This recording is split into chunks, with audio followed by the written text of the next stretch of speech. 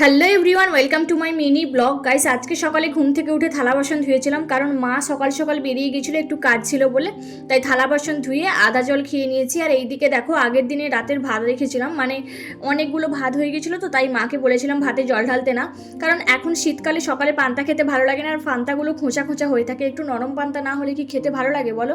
আর গরমকাল হলে নাই হোক খেয়ে নিতাম, কিন্তু শীতকালে তো একটু নরম পান্তা হলে তাও ঠিক আছে। তাও শীতকালে আমি পান্তা খেতে চাই না, তাই মাকে বলেছিলাম জল ঢেলো না, সকালে এইভাবে বানাবো। মানে শীতকাল হলেই মা আমাদেরকে প্রায় এরকম বানিয়ে দিত, আমরা খেতাম। এখানে বাঁধাকপি কেটেছি, আলু কেটেছি, ডিম নিয়ে নিয়েছি দুটো, পেঁয়াজ কেটেছি, টমেটো কেটেছি, দিয়ে সব কিছু কাটাকুটি কমপ্লিট করে এখানে কড়াইতে আগে থেকে বাঁধাকপি আর আলুটা ভেজে নিয়েছিলাম। তারপর কড়াইতে রসুন, পেঁয়াজ, টমেটো, ডিম নাড়াচাড়া করে ভাত ভেঙে ভাতটাকে দিয়ে নাড়াচাড়া করে নিয়েছি। খেতে কিন্তু অনেকটা টেস্টি ছিল, তোমরাও খেয়ে দেখো। আর দুপুরে মা রান্না করে পাঠিয়েছিল কলার তরকারি আর মাছটা ভেজে দিয়েছিল, তাই বাড়িতে বেগুন দিয়ে মাছের ঝাল করেছি। এটাই হলো আমার দুপুরের খাবার।